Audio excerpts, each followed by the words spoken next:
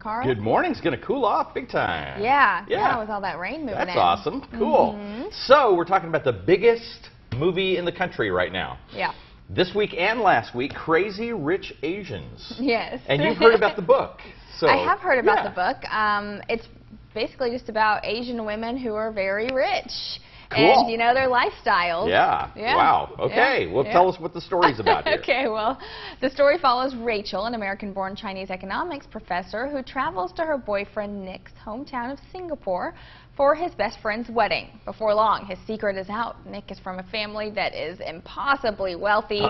He's perhaps the most eligible bachelor in Asia. Nick's parents disapprove of their relationship, and every single woman in his ultra-rich social class is incredibly jealous of Rachel and wants to bring her down. Well, okay. What a situation to get into. A complicated life. Oh, my goodness. Wow. Yeah.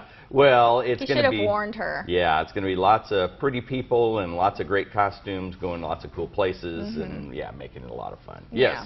Yes. Very, very interesting. And cool cast. Do you know anybody in the cast? Not really. I know. Ken Jeong, I remember him from Community. Yes. Yeah. Yeah, he was in Community. He's funny. Yeah, he is. Constance He's Wu hilarious. sounds... Yes. She's actually an Asian action hero. So a lot, right. yeah, she's been in a lot of martial arts films, Uh-huh. and assassin films. She's pretty tough. Yeah. A little badass. Yeah, that's right. But here she is, thrown into a fun, little rom-com movie like this. I could have gone in a lot of different directions with this one. Diversity in film. They've talked a lot about how this is the first all-Asian cast in Hollywood for like 25 years. That's awesome. That is. And I was telling you, in other countries, they were changing the name of the title. Yes.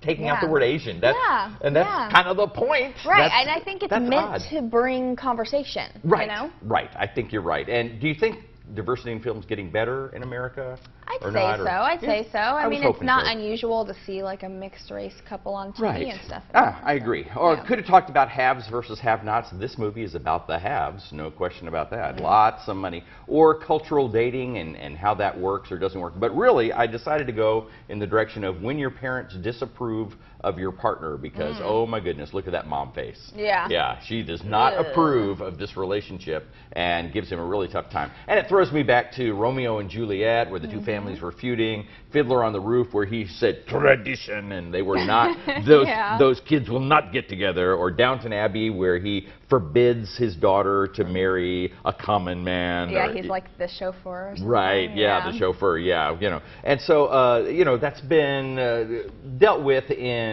film quite a bit, but it's a tough situation. Have you ever been in a situation where... Oh, yeah.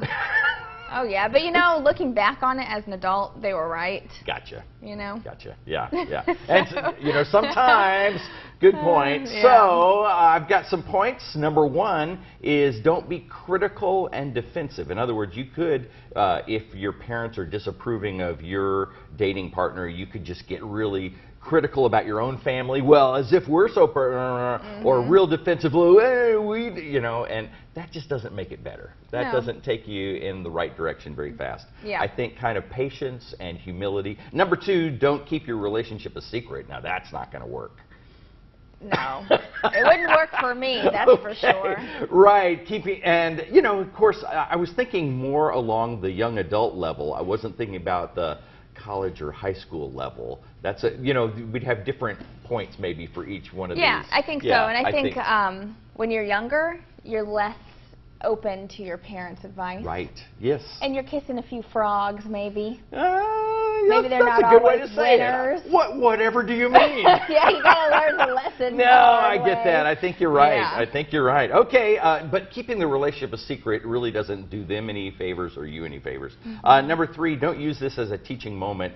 And it's like, oh, you're so racist, or something like, oh my goodness, this is not the moment to. Those are conversations that need to be had, but not while you're trying to figure out the dating thing. And don't take a side in every argument. There are times where you may have to eventually make a choice. If the parents are never going to accept it, you may have to make a choice. But hopefully you can wait it out and kind of win them over. Kind of like they did Tevye, kind of like she did in Downton Abbey. Yeah, and I think it depends on the reasoning why they wouldn't like your partner. If it's like their race or something, then your parents are probably not. I know. But yeah, I know. Yeah. Yeah, maybe you can bring them around. You know, Yeah, you win them over. Yeah. You win more with honey than with vinegar. Yes. Ooh. Catch more flies with honey. There you go. Thank you, That's Dr. it. Karl. Oh, thank you. Okay, well, coming up, we'll see who's having a birthday today. But first, a look at what's coming up tonight on NBC.